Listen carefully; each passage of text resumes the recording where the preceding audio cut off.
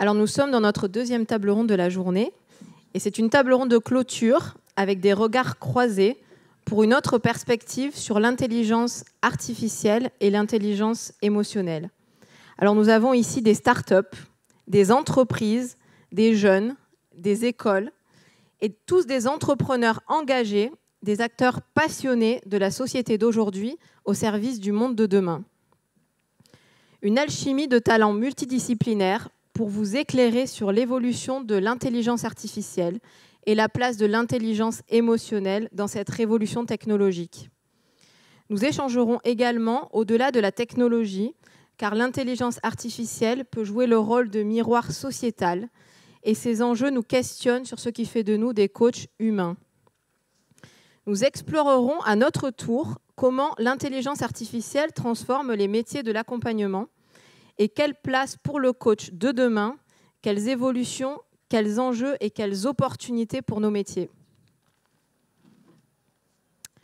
Alors, Olivier Malafronte, vous êtes un serial entrepreneur et coach engagé dans l'innovation de rupture, aujourd'hui au service de l'humain grâce à l'intelligence artificielle pour permettre à tout individu de développer son plein potentiel. Vous vivez l'entrepreneuriat comme un processus de réalisation au service de l'évolution des consciences humaines. Et vous voulez tirer parti des nouvelles technologies afin d'éduquer le marché sur le sujet du coaching. Fondateur de Pocket Confident AI, en 2015, vous avez choisi de développer un coach artificiel disponible dans la poche qui vient, selon vous, bouleverser le monde du coaching. Vous nous parlerez aussi de l'intelligence artificielle dans un projet sociétal. Andrés Davila, vous êtes cofondateur et directeur de la recherche de Praditus, qui signifie être doué, pour rendre accessible le coaching au plus grand nombre et co-construire le monde de demain. Psychologue clinicien et docteur en sciences de gestion, vous développez une plateforme d'évaluation et de développement des compétences comportementales pour favoriser des prises de conscience qui aident les relations humaines. La semaine dernière, vous avez reçu à Station F le prix Akoya Start You Up 2018 pour récompenser, je cite, la start-up qui a le plus changé la donne pour les RH dans l'année écoulée. Vous voulez transformer le monde du coaching et la place du coach. Yannick Lavocat, vous êtes responsable de l'innovation et Digital Learning Manager de Cage Business School. Vous intégrez l'IA à vos enseignements dans une approche interdisciplinaire pour que vos étudiants soient des acteurs éclairés de cette révolution. Vous accompagnez la transformation digitale des programmes en initiant et en concevant des cours et des dispositifs innovants d'accompagnement, d'apprentissage, pour que chacun puisse interagir au mieux avec l'intelligence artificielle. Votre objectif est clairement d'assurer l'employabilité des étudiants en tant qu'acteurs engagés au service de la formation des jeunes aux métiers de demain, des métiers qui n'existent pas encore. Et Clara Dikita, vous êtes une entrepreneure passionnée en tant que vice-présidente de la CNJE, la Confédération nationale des juniors entreprises. Vous êtes au cœur des tendances des jeunes acteurs du monde de demain. Vous avez choisi la filière d'ingénieur système embarqué à l'ISEP, au cœur des défis technologiques. Pour nous éclairer sur ceux qui programment et qui éduquent l'intelligence artificielle et ce que l'humain inculque comme système de valeurs à l'intelligence artificielle, avec ses propres biais, vous partagerez avec nous les enjeux de la mixité dans les sciences et l'innovation. En tant que marraine de l'association Elle Bouge, vous êtes très engagée au service de la féminisation des filières scientifiques et techniques, ce qui est un véritable enjeu sociétal. Alors, pour introduire cette table ronde, nous avons une petite vidéo à vous projeter. Ça va, toi? Tu dis pas un mot? Quelqu'un au bureau t'a piqué ton mug? Madame et Monsieur Hawkins, je suis navrée. Il a fallu que Marie rentre chez elle. Elle n'était pas bien du tout. Grippe intestinale. Quelqu'un aurait dû vous prévenir, mais on a une Barbara de disponible, si vous voulez. Une Barbara? Certains couples préfèrent parler avec une thérapeute synthétique. C'est ça ou les cartons à la maison? D'accord. Bien. Laura, lors de la dernière séance, vous avez identifié une des choses qui vous pose le plus problème. Retrouver la confiance que vous aviez en Joe. Avez-vous eu l'occasion d'en parler ou de réfléchir un peu à la question? Oh, pas vraiment, non. On est un peu pris par la vie, quoi. Vous présentez l'un comme l'autre des signes d'anxiété.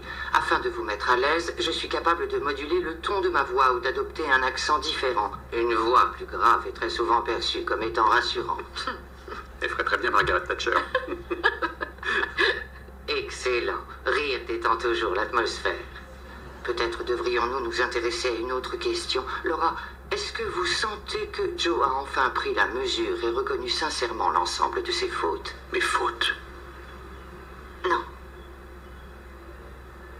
Peut-être avez-vous une perception différente de ce que cet incident pouvait signifier pour l'autre personne. Une petite seconde, il y a un truc qui cloche. Moi, je comprends pas que vous prétendiez expliquer des émotions que vous ressentez pas. J'ai accès en temps réel aux transcriptions anonymisées et aux analyses statistiques liées à un corpus de plus de 30 000 séances de thérapie de couple. Dans les cas d'infidélité avec une unité synthétique, 66% des personnes concernées remarquent que les principaux obstacles à une réconciliation venaient de la différence de perception de l'impact et de la portée de l'acte ou des actes d'infidélité en question. Des stats? Vous nous sortez des stats? Pourquoi pas? On n'est pas le seul couple au monde à traverser ça et j'ai pas l'impression que tu aies réellement compris ce que... moi, j'avais pu ressentir. Et pour être franche, je comprends toujours pas ce qui t'a pris de faire ça. Laura, j'ai fait une bêtise parce que j'avais un peu picolé. Et que je me sentais très seul. On n'avait pas... Tu sais ce que je veux dire? On n'avait rien fait depuis très longtemps. T'étais jamais là. Ni émotionnellement, ni physiquement. Alors, j'en sais rien, quelque part, j'ai voulu faire un truc pour... Finissez votre phrase, Joe. Je crois que j'ai voulu faire un truc pour que tu me remarques. Laura, comprenez-vous ce que Joe vous dit? Sentez-vous qu'il est sincère?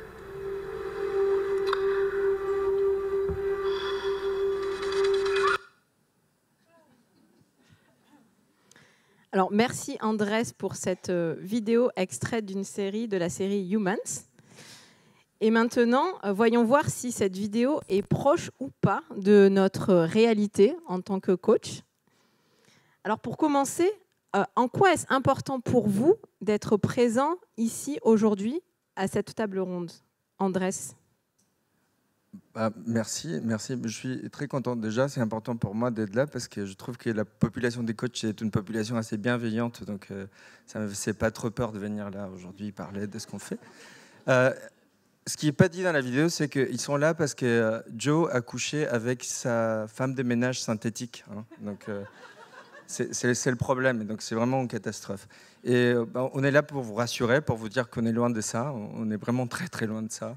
Et que ce n'est pas pour demain. Donc, Praditus a reçu ce prix à Koya parce que, justement, on est digital et humain.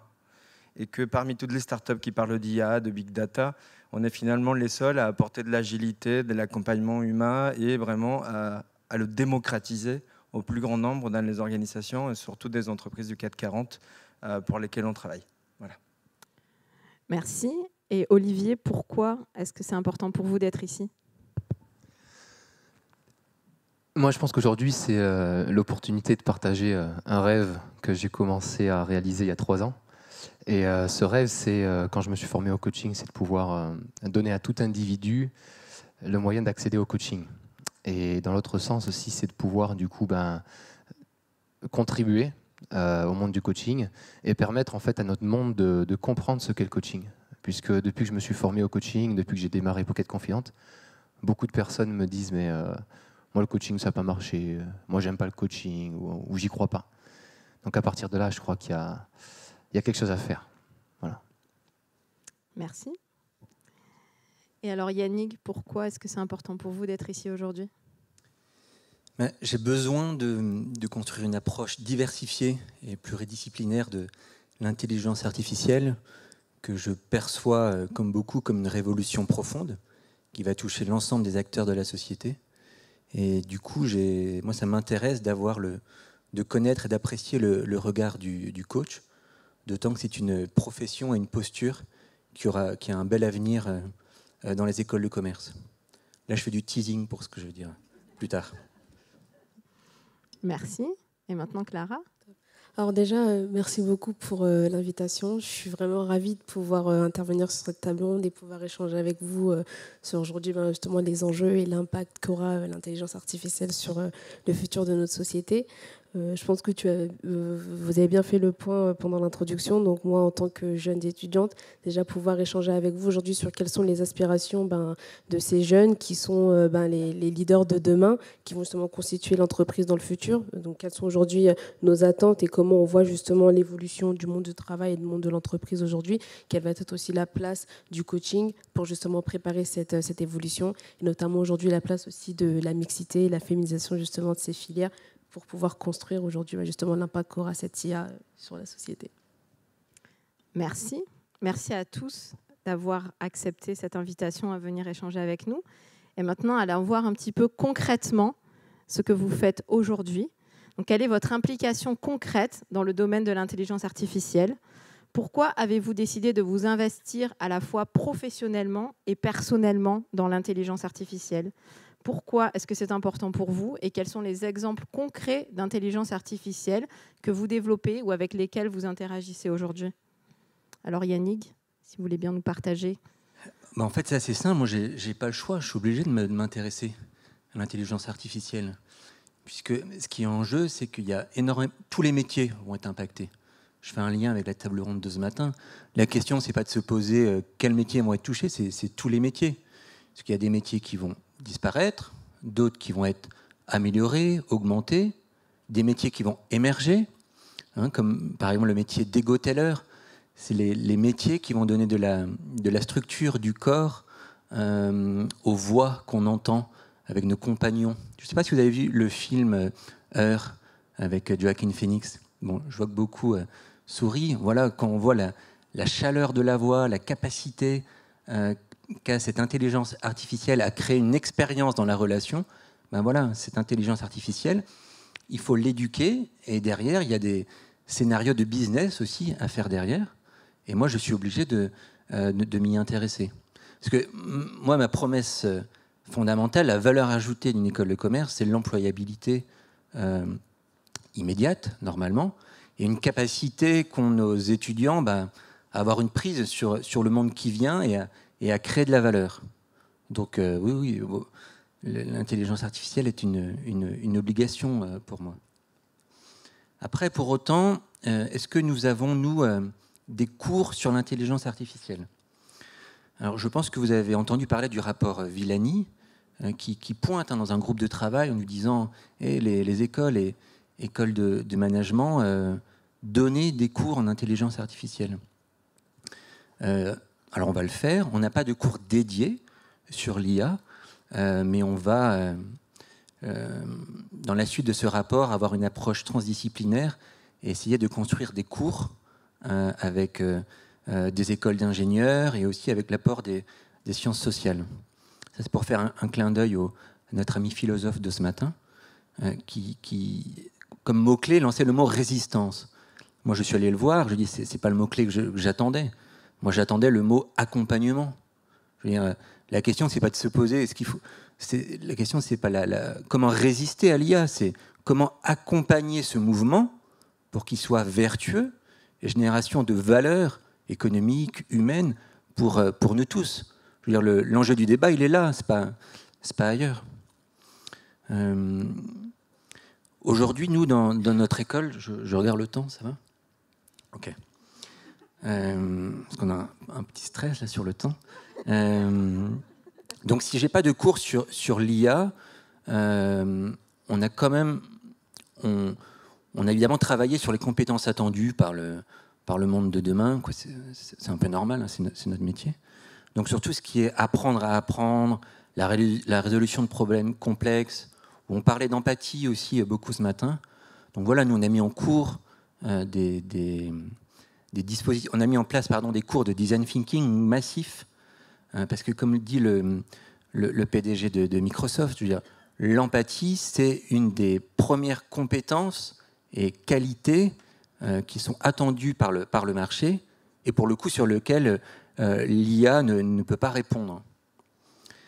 Parce que quand je parlais aussi des métiers, effectivement, les métiers de l'empathie, du care, etc., ont un bel avenir. Mais n'empêche qu'il faut qu'ils se positionnent par rapport à l'IA. Il faut qu'ils donnent une réponse. Parce que tous ces métiers vont être challengés autant par les clients que par les prescripteurs, directeurs, etc., en disant mais pourquoi on doit faire appel à toi? Qu'est-ce que tu as de différent par rapport à l'IA? Donc ce qu'il faut qu'on arrive à faire, c'est de préserver donc, la valeur de ces métiers et de montrer qu'il faut aussi réfléchir à l'accompagnement entre un métier humain plus IA égale valeur ajoutée. En fait, l'IA, c'est une expérience augmentée qui doit être à valeur ajoutée. Donc il faut qu'on travaille tous là-dessus. Après, pour parler encore un peu de l'école, d'une école du management, parce que Kedge, c'est une grosse école du management. En fait, c'est 13 000 étudiants. Donc évidemment, nous, chaque initiative, on travaille sur des produits de formation de masse, de fait. Nous, on voit aussi l'IA embarquer dans ce grand mouvement de la révolution et de la transformation digitale. Et derrière la révolution digitale, il y a un côté technique, ce qui n'est pas évident pour nous, parce que ce n'est pas dans notre ADN. Mais on commence à avancer là-dessus. Et pour vous donner un exemple, on a mis en place cette année des cours de code et de développement web, non pas pour que mes étudiants deviennent des développeurs, mais plutôt pour qu'ils commencent à développer la pensée code, pour que par rapport à... On parlait beaucoup d'interface ce matin, qu'ils comprennent la logique derrière une interface.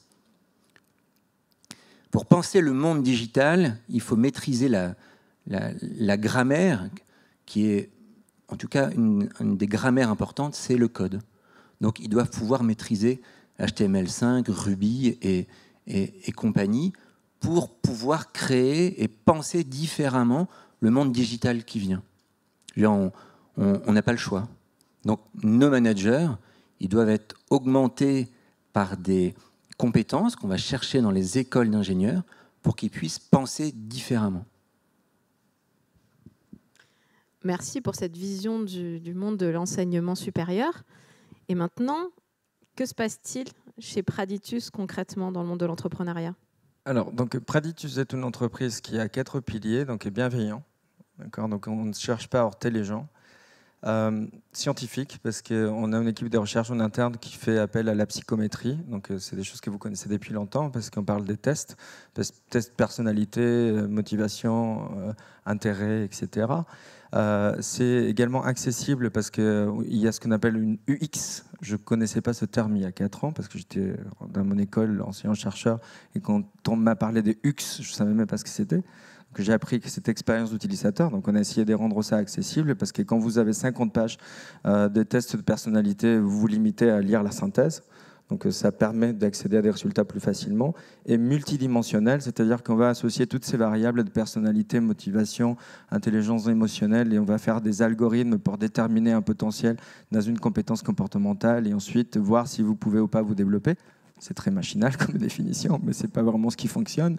Et à partir de là, on va essayer de créer des intelligences pour que les gens puissent avoir des suggestions de développement qui correspondent à qui ils sont. Mais ce n'est pas un coach. Et donc, aujourd'hui, ce qui nous est demandé chez nos clients, c'est davantage un accompagnement humain autour de l'outil. C'est un outil de médiation. Donc ça, c'est quelque chose d'intéressant pour les coachs, parce que c'est grâce aux coachs que nous avons réussi à mettre en place une déontologie, une éthique, à comprendre le besoin contextualisable des entreprises. Et là, parlons des IA, parce qu'on parle de digitalisation, d'algorithmes, de machine learning, et le machine learning qui va vers une intelligence artificielle. Mais alors moi, ça m'étonne toujours, parce que nous, on essaie d'être artificiellement intelligent, mais on n'y arrive pas toujours. Et il y a des chercheurs qui viennent nous rencontrer parce qu'ils nous demandent, alors apparemment chez Preditus, il y a beaucoup d'intelligence artificielle. Et lorsqu'on va déjeuner, je lui dis, écoutez, d'abord, je vous remercie parce que vous nous avez trouvé artificiellement intelligents, mais on est loin d'avoir suffisamment de données pour pouvoir faire de l'intelligence artificielle. Et même les plus grosses boîtes, Google et Facebook et autres, sont loin de vraiment avoir une intelligence artificielle qui vient de faire ce qu'on vient de voir aujourd'hui. Donc c'est une question de moyens, c'est une question de taille, c'est une question d'accès à des données pour réussir vraiment à faire de l'intelligence artificielle. Et vous connaissez sûrement quelqu'un qui s'appelle Laurent Alexandre, qui positionne plutôt ce discours-là et ce débat-là au niveau politique. Là, il y a des choses intéressantes. C'est la Chine versus les États-Unis, où on arrive effectivement à faire des détections de la morphologie de personnes pour pouvoir faire du paiement à l'entrée de métro de façon automatique. Là, on a un exemple d'intelligence artificielle. Mais pour que ça marche et qu'on soit capable de reconnaître l'émotion, d'interpréter l'émotion et d'adapter son discours face à la personne qu'on a en face de soi, on est très loin de ça. Et ce qui se passe, c'est que les algorithmes, pour détecter des compétences comportementales, pour étalonner la personnalité, pour étalonner les intérêts, c'est des algorithmes qu'on appelle apprenants, d'accord ? Mais apprenants à partir de ce qu'on a bien envie que la machine apprenne.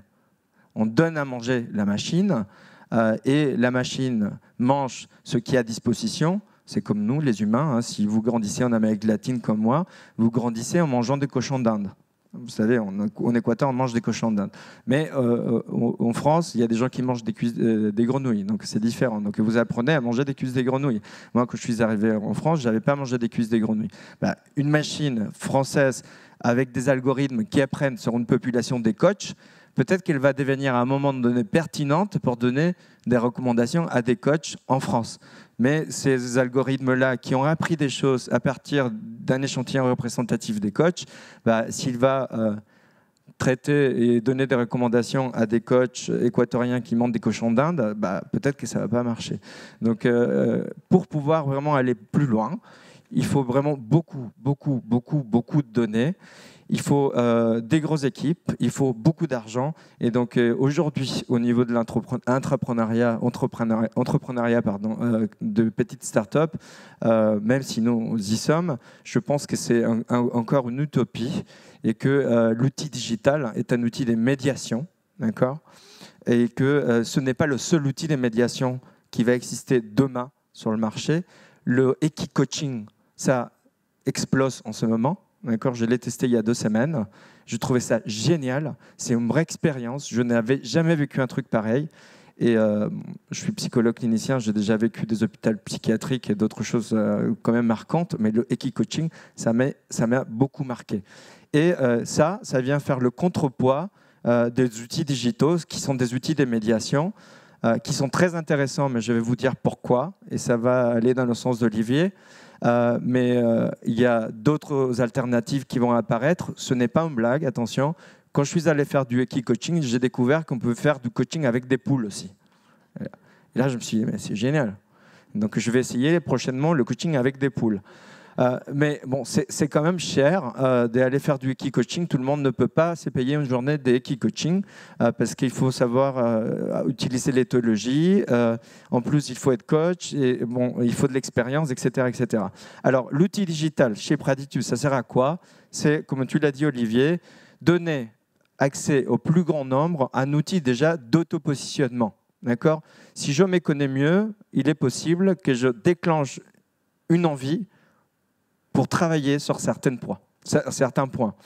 Et pourquoi c'est intéressant pour les entreprises ? Parce qu'aujourd'hui, il y a des vraies transformations, c'est vrai, c'est réel. Et on a besoin d'aligner les directions stratégiques de l'organisation avec le développement des individus. Donc il y a vraiment un besoin aujourd'hui des grands groupes d'élargir le coaching qui était donné à des talents, à des 5%, 6% et parfois moins, à tous les salariés. C'est ce que nous avons fait chez Airbus. Nous avons mis à disposition des 100 000 salariés la plateforme pour qu'ils puissent se positionner en alignement avec le modèle de management de l'organisation. Donc là, c'est quand même intéressant, mais il y a quand même à côté un outil d'accompagnement qui est plutôt humain, un dispositif d'accompagnement qui est plutôt humain. Et là, c'est le coach. Le coach, pourquoi c'est utile pour le coach, ce type de dispositif? C'est parce que tout simplement, il y a de nouvelles compétences qui sont nécessaires aujourd'hui, c'est des compétences digitales. Et en fait, ça vous permet une différenciation par rapport à des gens qui innovent pas dans leur pratique, tout simplement. Si vous êtes capable de faire un klaxon, si vous êtes capable de faire un Zoom, si vous êtes capable de faire des séances de coaching à distance, je sais qu'à l'ICF, vous êtes beaucoup plus ouvert sur ce point-là que dans d'autres organisations, d'autres syndicats, etc. Mais ça vous différencie, surtout dans une logique des tensions de marché. Je m'arrête là. Merci Andrés. Bon timing, c'est parfait. Maintenant, Clara, vous, en tant que jeune femme, junior entrepreneur et ingénieur, quelle est votre implication aujourd'hui dans le domaine de l'intelligence artificielle? Alors, je suis désolée pour la voix, je sors de convalescence maladie, donc je ne vais pas trop forcer. Du coup, en tant que jeune ingénieur, j'ai déjà, moi, personnellement, fait le choix de suivre une carrière technique, donc spécialisation dans les systèmes embarqués, domaine au sein duquel l'innovation reste quand même le maître mot et au sein duquel justement l'intelligence artificielle va avoir un réel impact. Donc le choix de cette carrière, c'est justement le fait de pouvoir co-construire en fait justement la société de demain en prenant en compte toutes ces évolutions qu'il va avoir.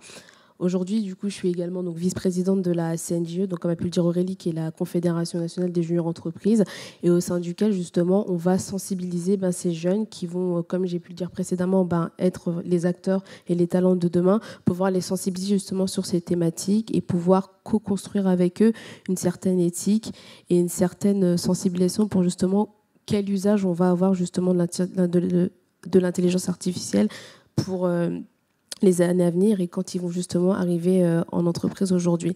Donc ça passe notamment par la pédagogie, comment justement on va les sensibiliser par rapport à ça. Il y a notamment le point de la mixité aujourd'hui, je pense qu'il est très important aussi parce qu'on voit qu'aujourd'hui, l'intelligence artificielle va, par rapport à l'impact que ça va avoir, il faut vraiment qu'on puisse avoir cette notion de mixité qui est vraiment au centre pour ne pas reproduire tous les biais qu'on a actuellement dans la société. Je peux donner des exemples aujourd'hui. Moi, un truc qui m'avait pas mal choqué quand justement il y avait ce boom avec toutes les innovations qu'il y avait, c'était le robot stripteaseur, par exemple. Ça, juste pour moi, c'est un point qui m'avait énormément choqué parce qu'aujourd'hui, je pense que l'IA, ça va être une énorme opportunité qu'on va avoir pour pouvoir développer des choses dans la santé et que les premiers prototypes qu'on puisse avoir puissent quand même résumer, par exemple, dans le secteur un peu féminin, que ce soit résumé à des choses sur le striptease, où j'ai pu échanger avec Aurélie, notamment par rapport au sommet, où justement il y avait eu carrément une table ronde aujourd'hui sur la sexualisation des robots, comment ça peut pas aller à certains points sur le viol. Enfin, je trouve que c'est des sujets vraiment sur lesquels il faut s'attarder et pouvoir justement écarter ces pistes et ne pas justement reproduire ce qu'on fait actuellement dans notre société. D'où le point de pouvoir sensibiliser sur l'importance de la mixité.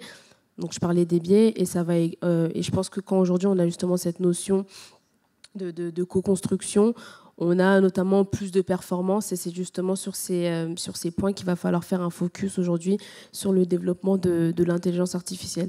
Donc ça passe par pas mal d'actions, notamment des collaborations avec les juniors entreprises et les collectifs tels que Jamais sans elles qui ont lancé notamment un chatbot sur l'intelligence, un chatbot donc full intelligence artificielle sur lesquels on a pu, du coup, nous, en tant que jeunes étudiants, contribuer aussi à l'élaboration de cette intelligence artificielle.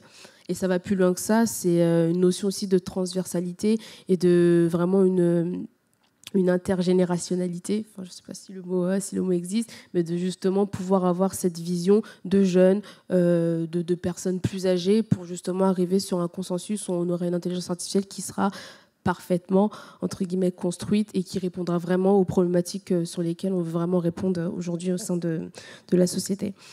C'est également une notion importante au niveau du management et dans le recrutement. Donc, on voit de plus en plus aujourd'hui que nous, en tant que jeunes, quand on arrive dans les entreprises, on a recours aux entretiens sur ordinateur où on est un petit peu directement catégorisé. Donc, voir quel va être l'impact et comment, en fait, aujourd'hui, on va justement pouvoir mieux collaborer en entreprise. Grâce à ces outils qui sont mis en place, notamment aussi le e-learning qu'on va avoir au sein qu'on peut avoir aussi au sein de nos écoles. Nous, c'est quelque chose qu'on développe au niveau de la Confédération nationale, donc justement se baser sur vraiment l'aspect digital et comment derrière on peut permettre à ces jeunes d'acquérir notamment des soft skills pour pouvoir être prêts derrière quand ils vont intégrer le monde de l'entreprise. Donc ça rejoint ce que disait du coup Yannick sur aussi la question de l'employabilité, de tous ces enjeux, comment on fait vraiment pour être sensibilisé au max. Et je pense, donc ça sera peut-être abordé sur les questions d'après, que justement la notion aussi de l'accompagnement de ces jeunes va être très important et de pouvoir dissocier justement le fait d'avoir cet accompagnement un peu digital lié à l'IA et cet accompagnement vraiment basé sur la relation humaine. Alors merci Clara. Et pour finir... Oui. Ah oui, d'accord. L'IA, j'y crois pas. Et bien justement, dommage, moi j'y crois. Ça tombe à pic, voilà. Donc Olivier, concrètement, que fait Pocket Confidence si on y croit, on n'y croit pas? Je crois qu'il y avait, je voulais juste, je crois que c'était la question de l'implication. Pourquoi je me suis impliqué là-dedans. C'est des points qui se connectent depuis toute mon enfance. Donc c'est simple. En fait, je pensais simplement. Vous disiez, en me présentant tout à l'heure, que c'était justement l'entrepreneuriat pour moi était un processus de réalisation et c'est exactement ça. En fait, je pense que dans Pocket Confident, aujourd'hui, je mets 29 ans d'apprentissage d'une jeune vie. Si vous voulez, moi, j'étais fils unique et du coup, j'ai naturellement dû développer la communication, l'empathie et le questionnement pour aller vers les autres. Donc c'est comme ça que je me suis développé. J'ai toujours voulu avoir un petit frère, une petite sœur. Et en fait, je me suis développé sur cette valeur-là, qui est je m'intéresse à l'autre et je lui fais de la place. Et en fait, du coup, je vais dans la diversité. Ensuite, dans ma famille, par exemple, j'ai un père qui est consultant, formation action, résolution de conflits, un oncle qui est psychologue et psychothérapeute. Donc, si vous voulez, j'ai grandi avec des valeurs de l'entreprise. J'ai toujours entendu l'entreprise, c'est fédérer les hommes autour de valeurs communes et de buts communs. Donc j'ai grandi avec ça, donc ça fait partie de mes valeurs. Et donc après j'ai évolué, j'ai vécu des choses dans ma vie qui étaient intéressantes.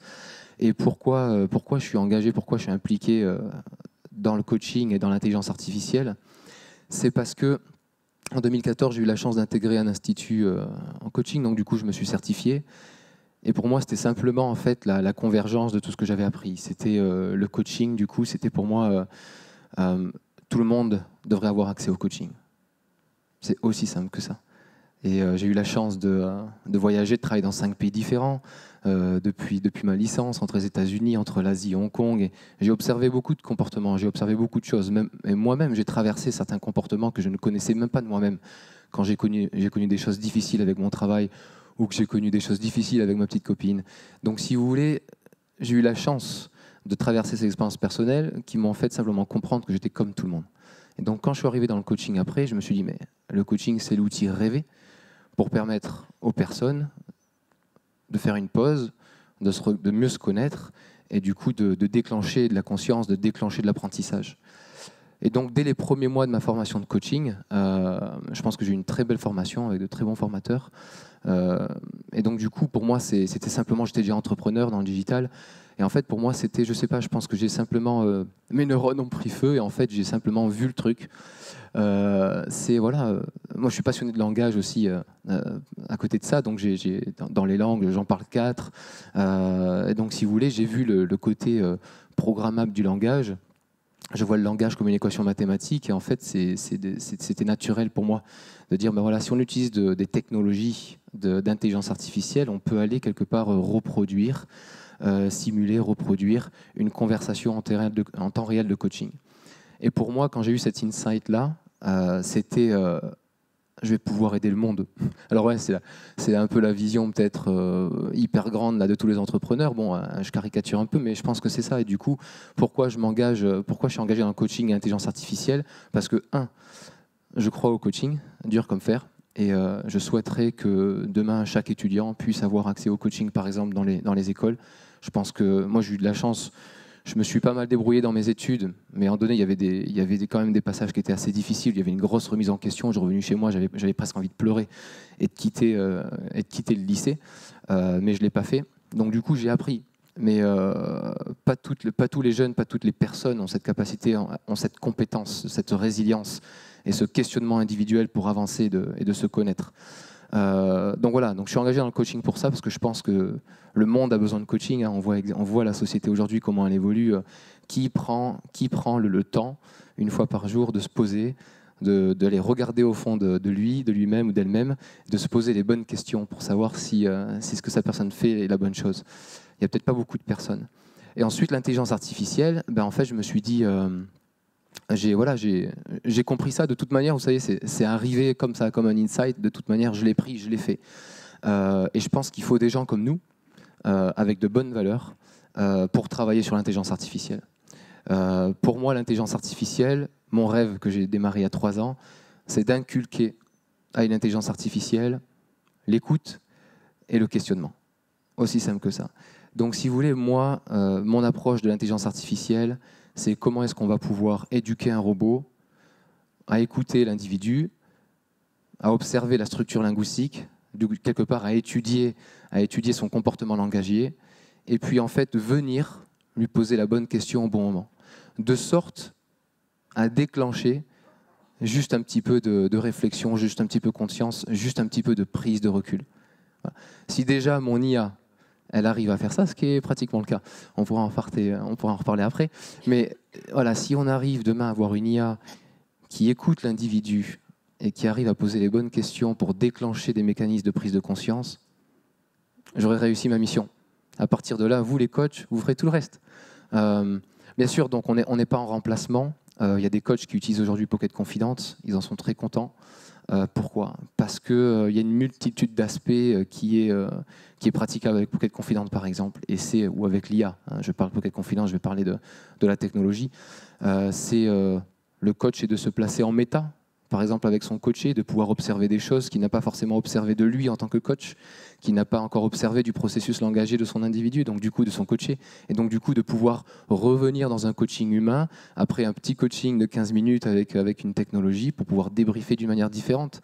Ou si je suis un coach et que mon client est un grand businessman et qu'il est tout le temps en voyage, j'espère qu'il va pouvoir avoir le réflexe, à la sortie d'une réunion difficile, de se poser, de ne pas envoyer un email furieux à son client et de se poser les bonnes questions. Donc quelque part, j'ai envie de dire, j'étends, je m'augmente ou j'étends mon côté professionnel, et il va avoir une intelligence dans sa poche qui va lui permettre de prendre du recul. Et en plus de ça, il va partager avec moi son objectif ou le fruit de sa conversation. Comme ça, je peux continuer à le suivre. Justement, merci Olivier. Voilà. On va enchaîner sur la question suivante. On a une insight, justement. À 29 ans, j'ai déjà 29 ans d'expérience. Et oui, j'ai commencé bébé, bravo. Voilà, justement, c'est l'enchaînement parfait pour... Ah oui, bien sûr, oui, vous pourrez les emmener, évidemment. Donc, dans la réalité que vous êtes en train de créer, chacun, ici présent, quelles sont les limites que vous vous imposez aujourd'hui et quelles sont les questions éthiques et sociétales que vous vous posez avec vos peurs et vos rêves? Donc, Andrés, si vous voulez nous partager cette réalité, ces limites. Oui, je vous partage. J'ai eu un peu peur là parce que je pensais qu'Olivier allait nous dire que son objectif c'était de faire un petit frère ou une petite sœur avec Léa à un moment, mais vraiment, je suis soulagé. Et je suis vraiment très intéressé par cette question de langage parce que y a un auteur, un scientifique que je suis beaucoup parce que j'ai fait ma thèse là-dedans, c'est Hofstede qui dit que the language is the software of the mind. Et c'est quand même le langage et le software, vraiment le logiciel de l'esprit. Donc c'est très fort. Et donc, en gros, le problème, c'est avec le langage, c'est que quand vous regardez les Allemands, les Français, les Espagnols, les Latino-Américains, le langage façonne la façon dont on pense. Donc, cette question de langage et comment on analyse le langage, c'est quand même très, très, très touchy dans tout ce qui est développement de la technologie. Et aussi dans la mesure et le développement des compétences comportementales, parce que on vient par l'outil. Et là, c'est le thème de mon HDR, mon habilitation à diriger des recherches que je vais soutenir prochainement. Par l'outil, on vient à transformer l'organisation et les comportements organisationnels au niveau individuel et collectif d'une certaine manière. C'est-à-dire que quand il y a une entreprise, Airbus, Orange, Hertz, peu importe, qui décide que les comportements de demain, c'est l'agilité, et c'est l'agilité pour tout le monde, ça veut dire qu'on va façonner avec les outils l'agilité dans un sens. Donc c'est quand même très puissant et on a beaucoup de responsabilités là-dedans. Et ce qui peut permettre un peu l'IA, c'est de permettre effectivement que chacun développe son agilité. D'accord ? Donner un peu de liberté individuelle dans cette stratégie imposée des manières méta par une direction qui parfois pourrait aussi être remplacée dans pas mal des cas par une intelligence artificielle si l'on croit ce qu'est dit Laurent Alexandre. Donc il y a des limites. On avait discuté des limites éthiques qu'il fallait mettre en place, surtout en termes des données. Mais ces limites dont on a parlé il y a deux jours, ça a changé depuis 24 heures.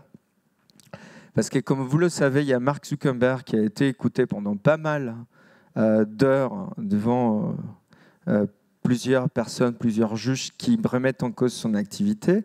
Et il a reconnu sa responsabilité en termes d'utilisation de données personnelles qui permettent d'influencer des décisions politiques. Donc maintenant, on le sait.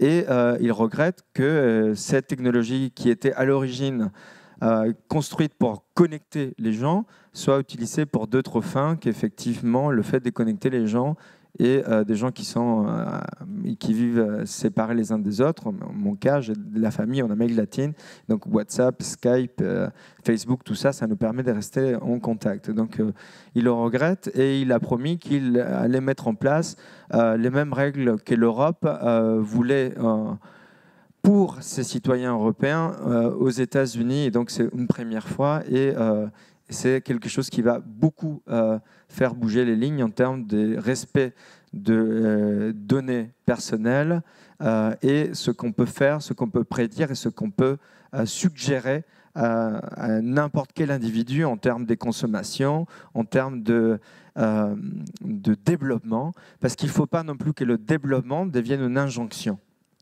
On ne peut pas faire de ça une demande obligatoire. Voilà. Merci Andrés pour ce partage très d'actualité. Et maintenant, Clara, quelle est votre vision de cette réalité, les limites et l'éthique ? Du coup, pour rebondir aussi sur ce que disait Andrés, c'est vrai qu'avec l'intelligence artificielle, on va arriver aussi à une énorme mutualisation de la data. Donc, on va avoir vraiment pas mal d'indicateurs sur lesquels on va pouvoir aussi faire des diagnostics plus poussés, identifier des tendances et des besoins. Derrière ça, on le voit souvent aujourd'hui, il y a des catégorisations au niveau de l'entreprise, on peut identifier des profils, les profils les plus créatifs, etc.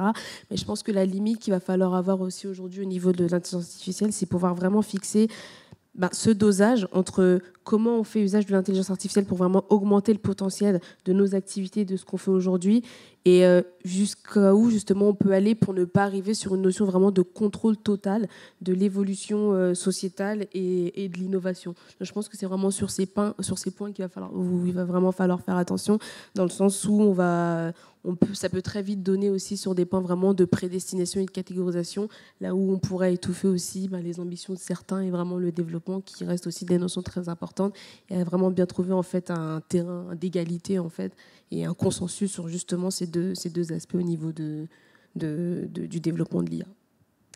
Merci Clara. Et maintenant Yannick, dans le monde de l'enseignement supérieur.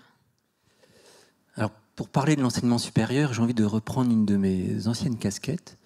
Parce qu'avant d'aller à Quête, je travaillais dans un laboratoire de recherche appliquée en géopolitique et prospective. Et on était connu pour le dessous des cartes, notamment. Et je vais rebondir sur ce que dit Andrés.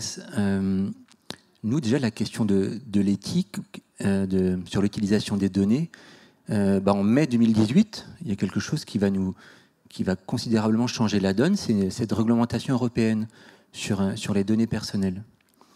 Et d'entendre que Zuckerberg, maintenant, va reprendre, appliquer cette vision du vieux monde, de la vieille Europe, je trouve ça intéressant en termes d'équilibre de puissance, de soft power.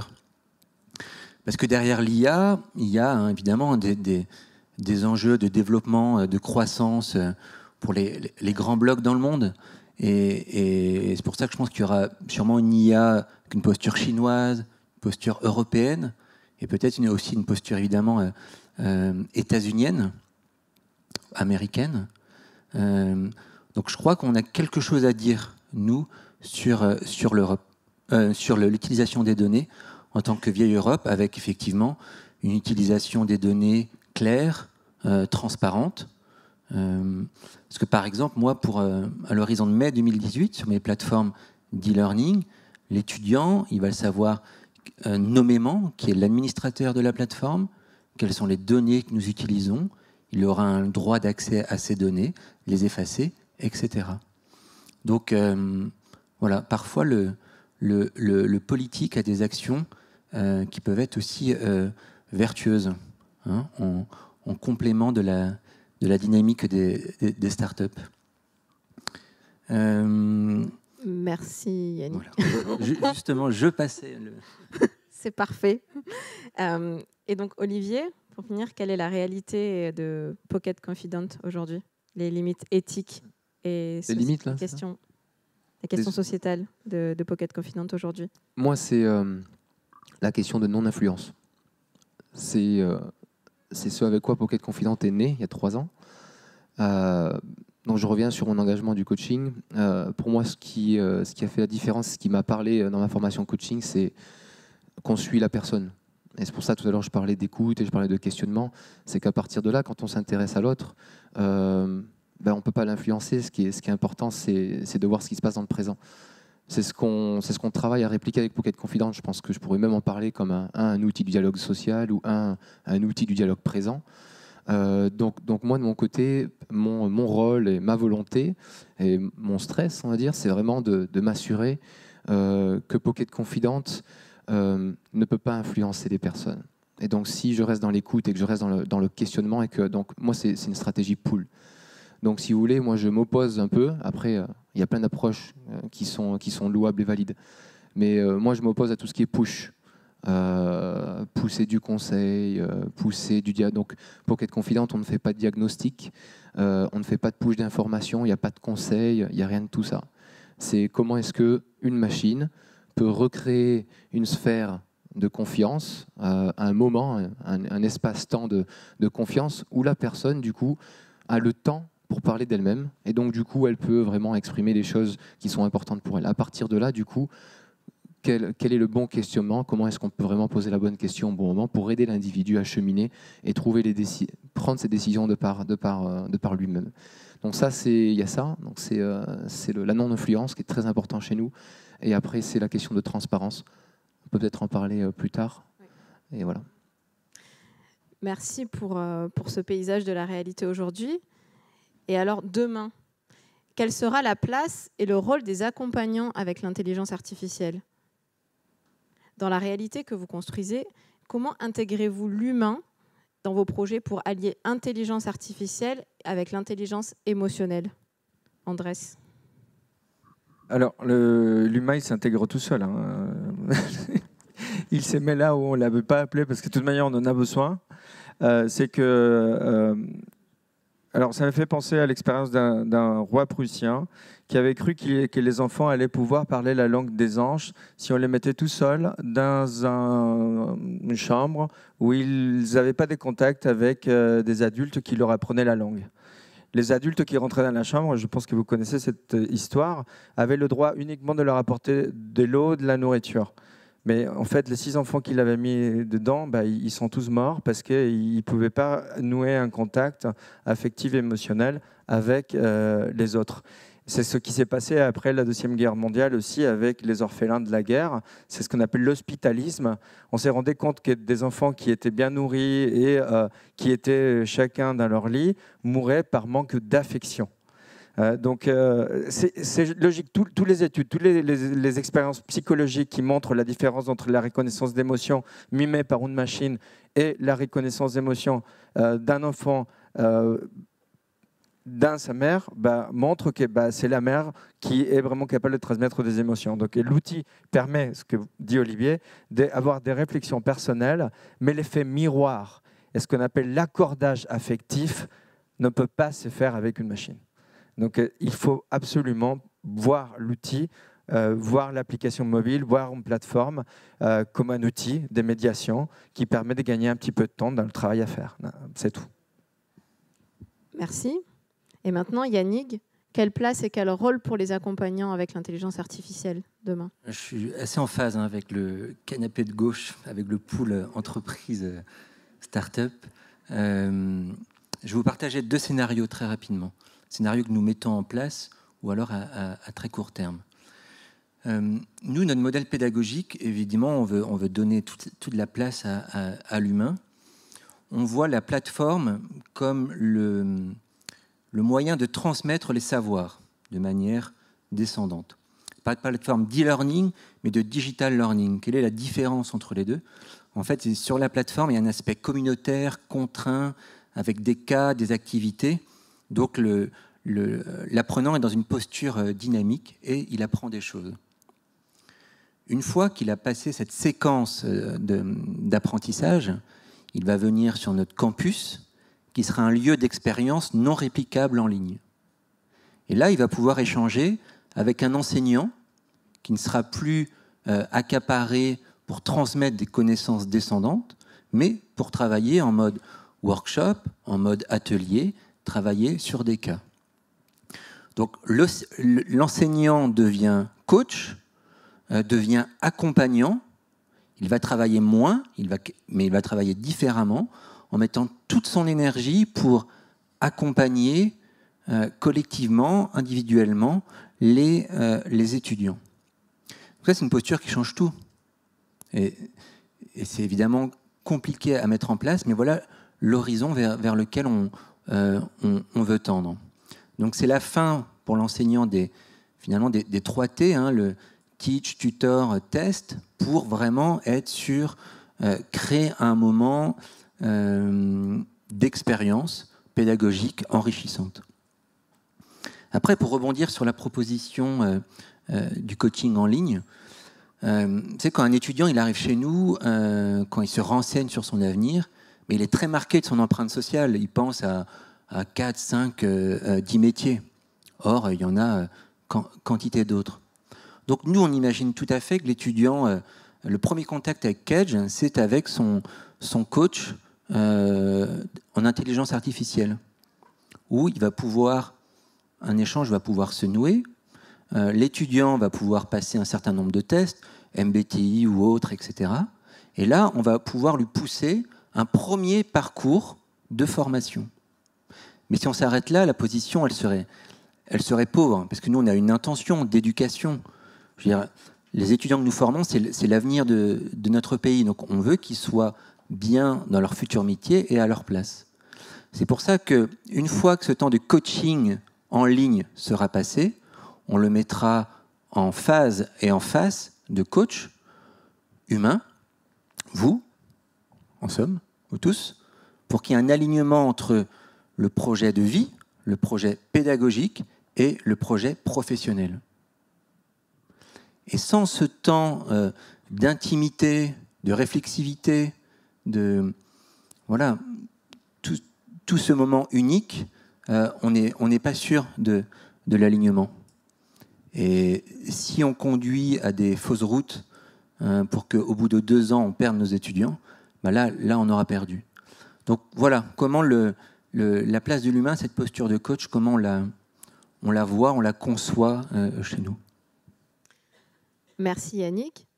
Alors maintenant, Olivier, avec Pocket Confident, on a donné ses données, vendre les données, c'est voler. Donc, quelle sera la place demain et le rôle des accompagnants avec Pocket Confident?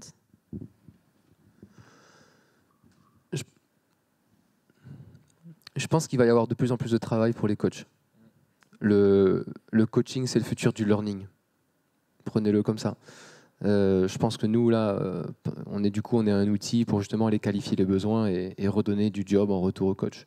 De plus en plus, je vois mes clients, je vois la société, que ce soit dans tous les pays, on intègre l'approche coaching dans la manière dont on va interagir avec un individu, on va délivrer une information. Parce que bien sûr, on commence à comprendre que solliciter l'individu et s'intéresser à lui, ça favorise ça ouvre les vannes, ça ouvre les portes pour de la confiance, pour de l'apprentissage. Donc, coach, attendez-vous à avoir beaucoup plus de travail. Mais qui dit plus de travail, je pense, dit aussi beaucoup plus de prise de recul et beaucoup plus de réflexion quant à sa pratique. C'est là aussi, par exemple, intervient la manière dont on veut travailler avec Pocket Confidante. C'est aussi donc l'accompagnement et les accompagnants. Je pense qu'il va y avoir beaucoup plus d'opportunités, beaucoup plus de travail, mais aussi un besoin de constamment, en fait, du coup, apprendre sur soi, observer sa pratique pour pouvoir rester dans une dynamique d'observation et d'apprentissage continu. Donc c'est ce que je vois pour le futur de l'accompagnement, mais le rôle, je pense, va pas forcément changer. Il va peut-être juste s'intensifier, s'augmenter et être beaucoup plus accepté et travailler dans la société. Merci Olivier. Et pour finir, Clara, quelle place voyez-vous demain pour les accompagnants ? Alors, je pense qu'il est très important de mentionner le fait qu'aujourd'hui, nous, en tant que jeunes, on baigne déjà dans le digital, donc on perd un petit peu aussi cette notion de l'humain. Et je pense que même avec le développement du pocket coaching, etc., je pense qu'il y a quand même une notion que l'IA ne pourra pas remplacer aujourd'hui quand on a accès à, du coup, à une expérience de coaching. Ça va être aussi la présence et l'aspect du cadre.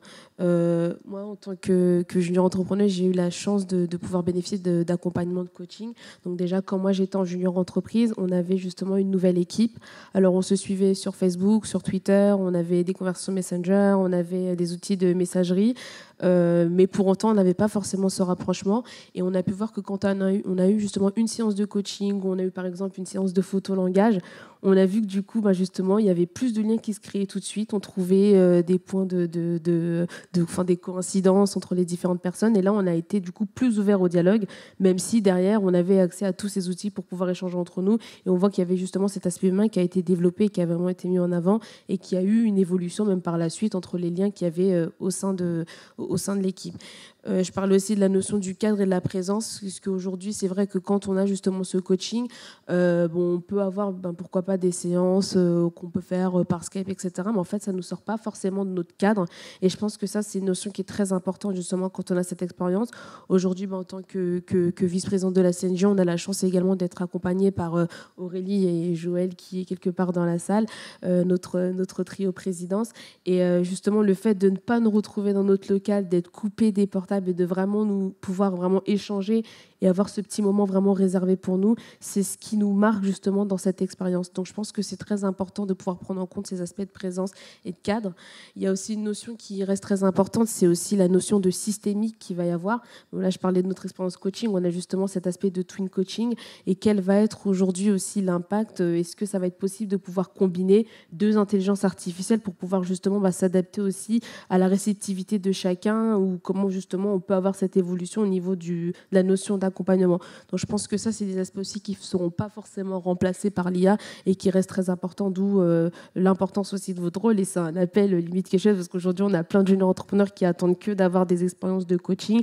On a plus de 22 000 étudiants qui, justement, sont dispersés partout en France. Donc, en tout cas, c'est avec plaisir, justement, qu'on pourrait mettre en place des collaborations pour, justement, avoir cet échange et vraiment garder et pouvoir sensibiliser tous ces jeunes sur l'importance aussi de l'humain au sein de nos institutions et entre nous, et même pour plus tard, quand on sera, justement, en entreprise. Et puis encore, un petit point pour rebondir, vu qu'on parlait du digital et de la place de l'humain aussi, et derrière comment on fait pour balayer l'IA. Un exemple tout bête, nous, qu'on a par exemple, c'est quand on a nos conseils d'administration, c'est de nous couper de tout, on confisque les portables et on reste vraiment concentré pour vraiment avoir cette attention sur chaque chose et chaque point qui pourrait être abordé lors des différents échanges.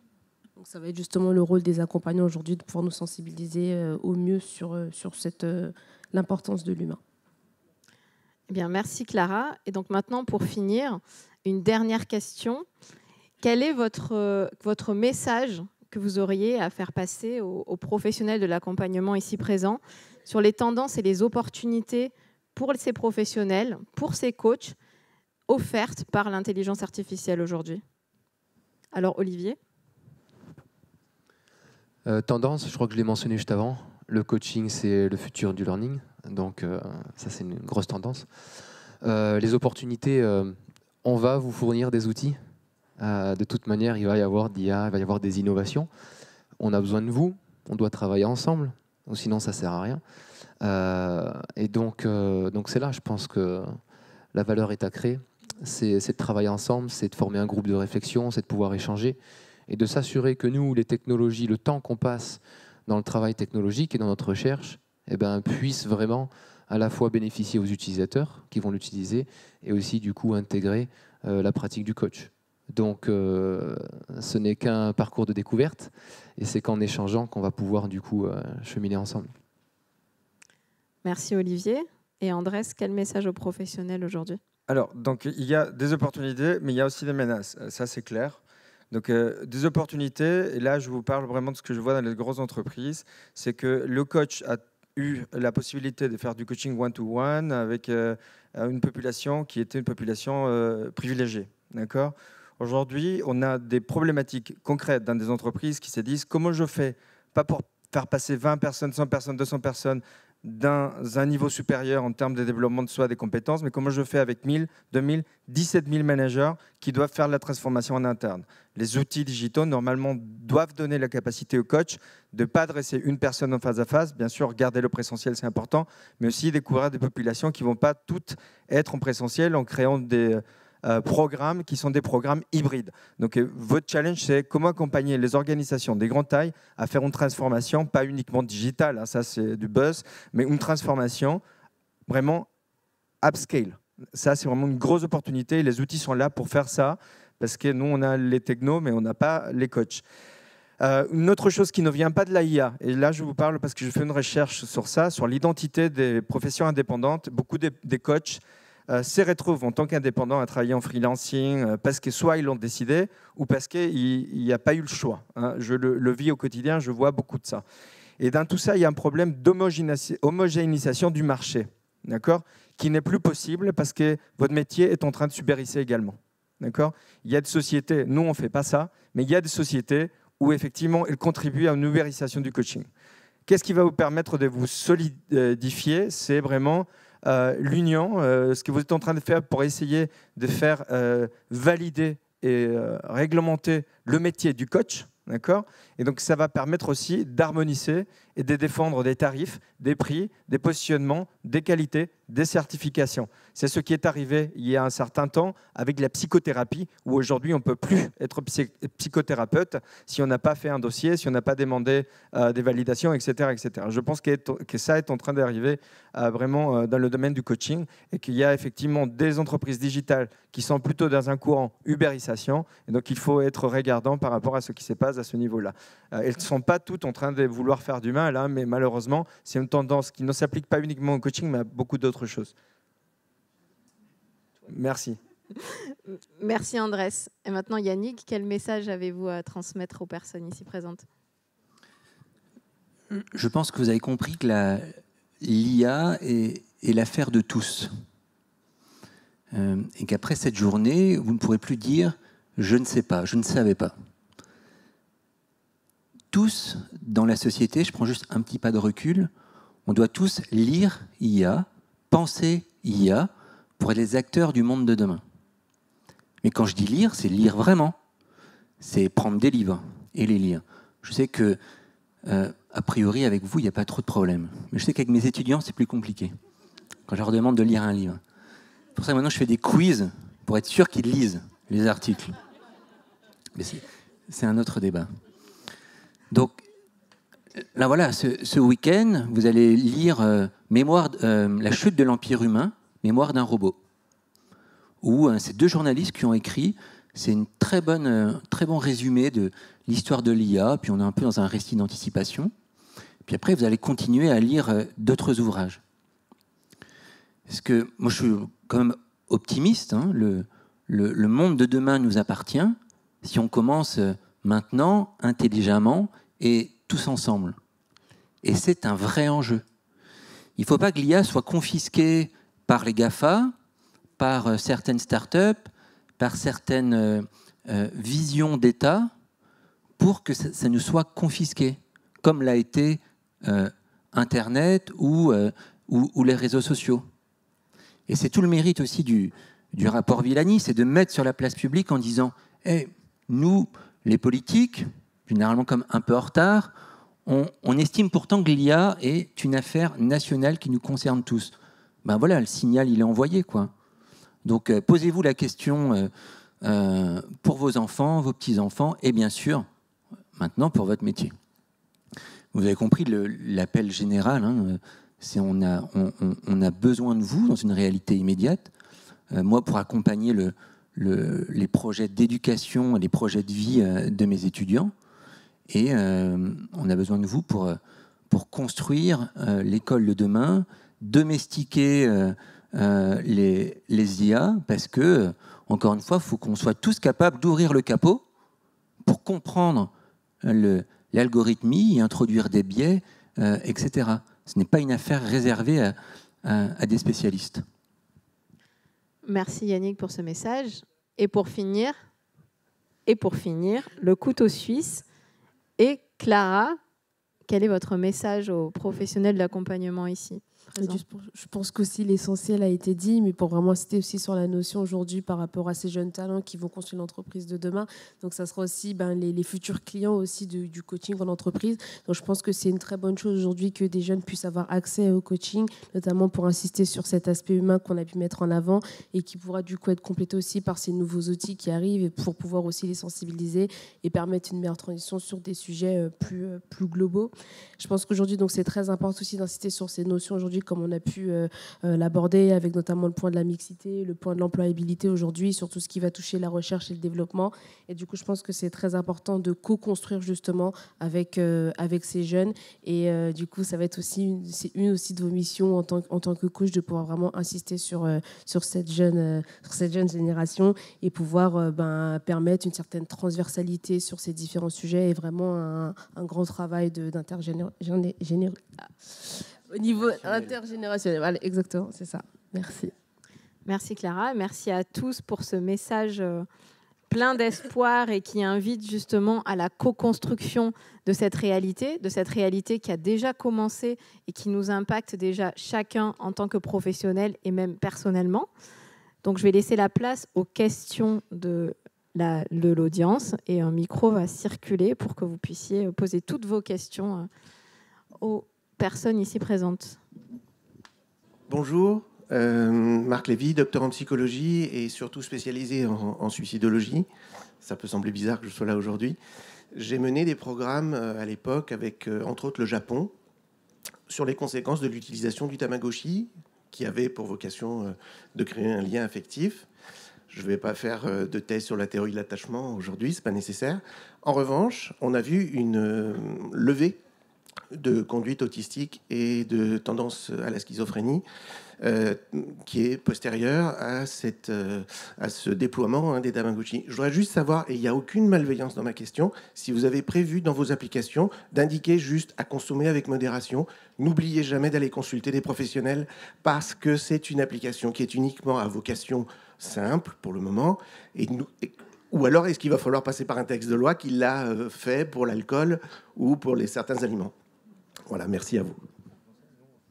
Alors, oui, vous savez, moi je suis psychologue clinicien également, donc ça c'est l'attention qu'il y a entre le cofondateur principal et moi. Donc sur attention, il faut bien indiquer que cet outil-là est déjà un outil pour les personnes en bonne santé. Parce que la psychométrie appliquée au lieu de travail n'est pas la même psychométrie que pour la dépression, pour l'anxiété, pour la dépendance, etc., etc. Donc je suis d'accord avec vous. Il y a énormément de recherches aujourd'hui sur la digitalisation, les outils digitaux et l'isolement. Donc d'un point de vue social aussi, ça c'est très intéressant. Tout ce qui est effectivement conséquence de l'excès d'utilisation des écrans. Donc totalement d'accord avec vous. Donc on met des notices, on explique et on fait des hybrides. Et troisième point, c'est qu'en interne, on fait nous-mêmes des recherches sur l'impact de l'anxiété, de la dépendance et la fréquence de l'utilisation d'outils digitaux sur l'utilisation de l'outil. Et on voit effectivement que les gens les plus anxieux et ceux qui sont les plus dépendants des outils digitaux et qui disent qu'ils détestent les outils digitaux sont ceux qui l'utilisent le plus. Donc il y a un vrai problème de santé et donc il faut être vigilant. Il va y avoir une donnée transférentielle Alors, monsieur parle de la donnée transférentielle. Ça, c'est aussi, je ne sais pas si tout le monde est au courant, mais effectivement, c'est des questions de recherche fondamentale. Vous avez tout à fait raison.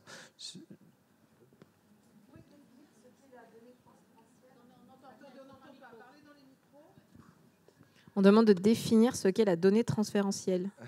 Bon, ça dépend si vous êtes en psychanalyse. Le transfert, vous savez ce que ça veut dire, peut-être. Et après, des données transférentielles, c'est d'un point de vue technique ce que vous mettez dans la machine et ce que la machine vous renvoie avec une transformation. Mais est-ce qu'il y a du transfert d'un point de vue psychanalytique avec une machine? Aujourd'hui, on ne peut pas savoir. Et là, même dans les écoles de coaching qui sont éloignées de tout ce qui est la logique du transfert, on peut remettre en question le transfert. Donc c'est vraiment un grand débat et je ne pense pas que ce soit le meilleur lieu pour l'ouvrir aujourd'hui. Donc les données transférentielles, d'un point de vue technique, c'est un input, un output avec une transformation.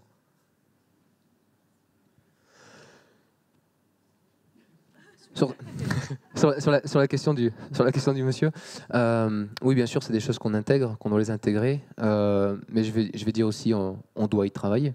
Enfin, de toute façon, je ne vais pas avoir la réponse à tout. On a du boulot. C'est pour ça aussi que nous rapprocher de vous, c'est important, parce que si vous ne posez pas cette question, du coup, voilà, la question fait qu'on peut y penser. Mais oui, on l'intègre déjà. On l'intègre. Donc, moi, j'aimerais parler peut-être de deux notions. Il y a la notion d'information à l'utilisateur. Notre service ne fait pas ça, ne fait pas ça, ne fait pas ça. On fait du coaching où on vous pose les bonnes questions et ça dure que tant de temps. Donc, un besoin d'information de l'utilisateur. Et ensuite, il y a bien sûr un besoin d'intégrer le lien vers l'humain dans notre machine. Et ça, c'est ce qu'on intègre aussi dès aujourd'hui.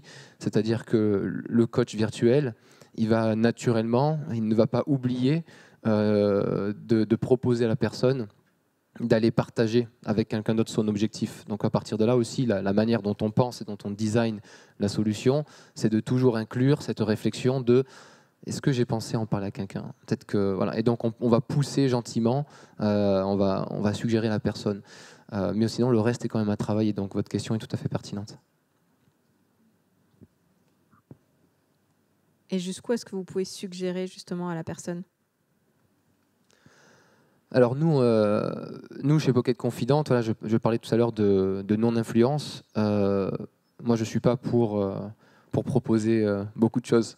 Donc là, je pense que c'est suggérer à la personne pour voir du coup, après, il y a plein de métadata, de métadonnées aussi qu'on peut le collecter. Donc ça va être intéressant de voir en fonction de la question, en fonction de si on suggère à la personne d'aller partager son objectif avec un individu, est-ce que le temps de réponse va être plus court, plus long? Du coup, on va pouvoir aller capter en fait une multitude comme ça de comportements. Mais pour répondre un peu à cette question, pour moi, chez Pocket Confident, suggérer le moins possible ou pas du tout, c'est le mieux. C'est comme ça que j'approche ma technologie. Est-ce qu'il y a d'autres questions dans la salle? Oui. J'apprécie beaucoup votre désir de porter le coaching pour tout le monde. Hein, c'est un peu ma croisade aussi. Mais je suis gênée quand tu appelles ça coaching, quoi. Je propose préliminaire. Voilà. Un peu d'éros, mais pas trop non plus, parce que c'est un mot déjà galvaudé. Et si juste le fait de se poser une question, d'y répondre, de prendre un peu de recul, c'est du coaching, moi, je ne suis pas à l'aise avec ce que c'est le coaching pour ICF et la certification que je représente. Merci. Excusez-moi, madame. Quelle serait une définition simple du coaching? Alors, si le coaching, ce n'est pas l'écoute et le questionnement, c'est quoi le coaching pour vous? Ça passe d'abord par une entente et un pacte relationnel sur qu'est-ce qu'on va faire ensemble et quelle est la demande de celui qui va. Après, l'écoute et le questionnement sont au service de cet accompagnement. Donc, le sens profond n'est pas l'écoute et le questionnement. On n'est plus à Socrate, pas seulement en tout cas. Mais ce sont des outils, ce sont des moments. Et par exemple, tout ce qui est approche symbolique, tout ce qui est approche mise en mouvement, tout ce qui est approche par le corps, va bien au-delà. Mais tout ça, c'est que des outils. Pour moi, le sens profond, c'est on est une entente entre deux personnes ou une personne et une organisation pour l'accompagner dans le futur qu'elle s'est choisi. Ben, vous voyez, je vous remercie pour la question, pour la définition. Pourquoi notre côté on appelle ça coaching? Vous pensez bien, enfin, depuis 3 ans, c'est une réflexion qui est constante. Et même si aujourd'hui je parle de coaching avec Pocket Confidente, plusieurs fois ça revient tout le temps. Est-ce qu'on devrait changer coaching? Donc vous voyez, quelque part, cette réflexion est aussi présente chez nous.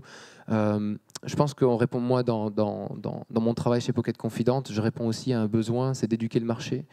Quand vous allez chez des clients ou qu'il y a des personnes, quand vous leur posez la question c'est quoi le coaching pour vous, et qui vous disent derrière vous entendez que c'est du conseil quelque part et qu'en fait beaucoup de personnes remplacent le coaching par le mentoring, il y a aussi un besoin, je pense quand même, d'éduquer le marché sur ce qu'est le coaching. Votre définition serait bonne. Donc c'est pour ça qu'aujourd'hui on s'appelle coaching, parce que je pense on voudrait communiquer ça. Maintenant, je prends tout à fait votre remarque et ça peut être une bonne question à explorer pour nos applications. Mais c'est intéressant, j'aimerais bien rebondir aussi sur la notion de coaching, parce que c'est vrai que pour certains, en fonction aussi de la façon dont est perçu le coaching, c'est vrai qu'on peut avoir des interprétations différentes. Parce qu'aujourd'hui, par exemple, quand on parle de coaching sportif, par exemple, bah oui, ça reste un outil qui va nous donner des tips sur notre alimentation, sur un programme à suivre. Et ça, c'est considéré aujourd'hui comme du coaching. Donc c'est vrai que c'est important aussi d'avoir cette notion d'interprétation. Et ce qui peut faire aussi la différence, par exemple, entre le coaching comme Pocket Confident ou le coaching qu'on va avoir, bah, c'est ces petites notions dont on parle aujourd'hui, avec vraiment cette relation humaine et ce qui va être construit avec vraiment cette relation qu'il y aura entre le coach et le coaché. Alors, nous, on ne parle pas de coaching chez Praditus. On essaie de rester prudent. Et surtout qu'avec la casquette de chercheur au l'ARGEPA à Paris Assas, on sait quand même que le coaching est défini comme l'art de la relation. Donc je ne pense pas qu'on puisse avoir cet art de la relation aujourd'hui encore avec une IA. Donc on est clair par rapport à ça. Le coaching, ça ne se passe en dehors de la plateforme d'un autre cas. C'est dans le cadre des dispositifs, dans le cadre d'accompagnement avec des coachs. Et après, on parle de coaching digital parce qu'il y a des coachs derrière qui font à distance, etc. Mais chez nos clients, ils n'appellent pas ça non plus coaching. Ils appellent ça des préliminaires, mais avec leurs propres mots. Self-awareness chez Airbus, découverte de soi. Première étape dans un écosystème hyper large chez Hertz. Hunger for learning, je ne vais pas dire une autre boîte, mais c'est intéressant. Donc chacun appelle cette première étape différemment. Donc je pense qu'il faut rester prudent, effectivement, parce qu'il y a tellement d'écoles, tellement de positionnements, tellement d'épistémologie, de déontologie, qu'effectivement c'est un grand débat. Oui. Je voudrais juste savoir, Olivier, est-ce que vous pouvez nous expliquer exactement la démarche de Pocket Confidence? C'est quoi exactement? Vous ne nous avez pas expliqué exactement ce que vous faites. C'est d'ailleurs pour ça qu'on se pose la question, c'est du coaching, c'est pas du coaching, c'est des préliminaires. Moi, je ne sais pas ce que vous faites.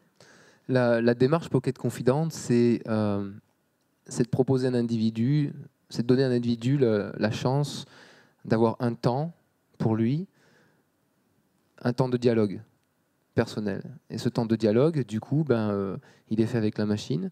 Et cette machine-là, elle va reproduire certains cycles de questionnement qui vont du coup créer un dialogue avec l'individu pour l'individu, de sorte à ce que cet individu il ressorte de ce dialogue avec, en fait, avec une prise de recul et dire « Ah tiens, j'ai pas identifié ça » ou « Tiens, j'ai ressenti ça » ou « Tiens, c'est vrai que je pense ça de moi ». Voilà, c'est la démarche Pocket Confidente, c'est la connaissance de soi et c'est de prendre un moment, d'avoir ce réflexe quelque part. Donc vous imaginez par exemple, il y a plein de recherches aussi qui ont été effectuées là-dessus, vous imaginez pour des personnes qui en donné font face à un challenge qu'elles ne connaissaient pas pour la première fois de leur vie, on pense aux étudiants, et qu'elles ne veulent pas aller voir d'humain. Et en plus que leurs parents ou que leurs amis ou autres leur ont dit « Ouais, le coach de ton école, il ne marche pas ». Alors ces étudiants, ils font quoi ? Avec qui ils discutent? Ils vont acheter des bouteilles de bière le soir ou alors ils vont aller avec des amis qui vont peut-être les influencer. Donc la démarche Pocket Confidente, c'est de permettre à tout individu, à tout moment, de pouvoir avoir accès à ce dialogue qui est confidentiel, qui est privé, qui est sur le moment présent et qui va venir vraiment créer le dialogue avec la personne sur ta situation présente, sur ta situation désirée, sur tes ressources. Qu'est-ce que tu connais de toi? Quelles sont les ressources dont tu aurais besoin? Donc c'est vraiment simplement, on le voit, la manière dont on en discute avec nos clients et tout ça, c'est un moment ponctuel, ça peut être entre des sessions, donc ça peut être du préliminaire, ça peut être un peu de suivi, ça peut être du intermédiaire. c'est simplement un processus réflectif. Et donc, ça permet aux individus de rester dans ce travail réflectif. Et donc, du coup, ça va venir compléter l'approche des coachs. Et là, je voudrais m'adresser à Yannick l'avocat. Dans ce que vous avez dit, si j'ai bien compris, tous les professeurs devront être coachs, ou bien est-ce qu'il y aurait des coachs qui viendraient de l'extérieur, ou donc est-ce qu'il faut former tous les professeurs au coaching ou à l'accompagnement différent? C'est une très bonne question. Effectivement, il faut que Nous, notre modèle, on est bâti sur un enseignement qui est délivré par des enseignants permanents, qui sont des enseignants-chercheurs. Ensuite, le complément vient avec des enseignants vacataires, à peu près comme partout. Sauf que nos enseignants-chercheurs, aujourd'hui, leur plus-value, c'est sur le nombre de papiers publiés, et pas tant sur leur qualité en pédagogie ou en innovation pédagogique. Alors, c'est en train de changer, parce que nos étudiants aujourd'hui sont différents, et la révolution du digital learning, elle est là. Donc, ce sont bien nos enseignants qui doivent changer de posture pour devenir coach et changer leur mode de relation et d'animation avec les étudiants. Je vais rebondir parce que je suis professeur moi-même, j'ai des étudiants, donc je suis enseignant-chercheur dans une école des commerces. Et effectivement, on nous demande de plus en plus d'être sur l'expérience étudiant. Et donc, on n'est pas tous coachs, parce que former tout le corps enseignant à être coach, c'est quand même particulièrement compliqué. Mais en fait, il y a quelque chose qui est en train d'arriver dans les entreprises, dans l'enseignement supérieur, dès partout, et c'est la notion d'expérience. D'expérience salarié, expérience apprenant, expérience apprenti, expérience étudiant, expérience bientôt... mon épouse, elle va me demander expérience femme épouse. Là, je vais devoir innover parce que bon, vous savez. Donc, il y a un problème avec ça, c'est que cette notion, Barbara, c'est l'expérience. C'est que l'expérience salariée ou X ou tous les noms qu'on peut mettre là-dedans, ça vient du marketing. Donc, c'est vraiment les techniques marketing qui sont en train d'arriver. Dans tous les milieux, et c'est vraiment une technique marketing de la consommation. Et donc moi, je suis assez, pas opposé à ces démarches, mais je suis assez surpris et confus de cette notion d'expérience à tout prix contre la notion de experiential learning, donc d'expérience apprenante. Et là, je trouve que c'est quand même pas la même philosophie. Donc, est-ce que vous pourriez nous dire quelque chose par rapport à ça? Parce que... effectivement, il y a un terme là, qui vient du marketing, mais en fait, l'idée, c'est de se servir des attentes exprimées de nos étudiants, de leur nouveau comportement, avec une intention et une ambition derrière. L'un n'empêche pas l'autre. On sait très bien que pour optimiser l'ancrage mémoriel, aujourd'hui, un enseignant, il doit jouer sur des capacités d'attention limitées, on doit jouer sur l'émotion auprès de l'apprenant, on doit jouer sur le jeu, on doit jouer sur la surprise, et c'est comme ça qu'aujourd'hui, il apprend. Moi, j'apprenais complètement différemment. Moi, je suis une génération où c'était la génération de l'effort, c'était une génération où on restait passif par rapport à un enseignement, et je m'en suis sorti, heureusement. Mais aujourd'hui, moi, mes étudiants, ils sont plus comme ça. Donc, on est obligé de s'adapter à eux. Mais comme on reste une école, on garde intacte notre ambition pédagogique derrière. On la transforme, on la fractionne, on la digitalise au service d'une expérience. Oui. Mais hyper compliqué quand on donne un cours de finance. Parce que je discutais l'autre jour avec une prof de finance qui me dit j'ai l'impression que mon cours il est un peu dur. Et j'ai pas des bonnes notes. Parce que nous, nos étudiants, ils évaluent les enseignants. Je dis oui, je comprends parce que tu leur demandes un mode de travail, une exigence qu'ils n'ont plus l'habitude ou pas l'habitude d'avoir avec d'autres matières où c'est beaucoup plus facile de modeler le scénario pédagogique. Mais parfois en finance, quand il faut apprendre un compte de résultat ou un bilan, on va pas mettre un nez de clown, quoi. Donc, alors, du coup, comment on s'en sort? C'est que c'est assez fou, mais on prend le temps de réexpliquer la proposition de valeur de la non-expérience qu'on va avoir. Donc, on leur dit, ouais, ça va être dur, hein, et ça va être un peu chiant, mais ça va être utile. Et après, on le recontextualise, etc. Et c'est comme ça qu'on peut, après, les reprendre. C'est drôle. C'est de l'art ou du coachon. C'est parfait. Une toute petite remarque pour rebondir justement sur ce point-là, où justement l'idée est de faire évoluer aussi l'accompagnement qu'ont les enseignants. Je pense que c'est une très bonne initiative et de voir ça sous cet angle. Après, juste un petit point de vigilance serait aussi peut-être que si certains étudiants n'adhèrent pas forcément à la pédagogie de ces enseignants, ça peut aussi constituer un certain freinage pour derrière cet accompagnement qui aura lieu au niveau du coaching. Juste pour faire... Non, mais alors, tout à fait. C'est pour ça que les on va propositions donner le mot de la fin. Ouais, vraiment. Il faut que les propositions pédagogiques, elles soient claires. Ça veut dire que moi, si un étudiant il vient dans mon école de commerce, il sait pour quelle promesse, pour quelle proposition pédagogique, pour quelle promesse de valeur. Et clairement, celle des écoles d'ingénieurs est différente, et tant mieux. Alors justement, pour parler du mot de la fin, est-ce que chacun d'entre vous pourrait nous donner un mot avec lequel vous repartez de cette table ronde? Un mot. Un mot. Évolution. Évolution. Je suis pas du tout politisé. Un mot. Mais c'est en marche, quoi. En marche. C'était quoi? En marche. C'est à la mode. Andrés? Un mot humain. On n'est pas sur le même canapé pour rien. Moi, je dirais humanité. Super. Mais merci à vous.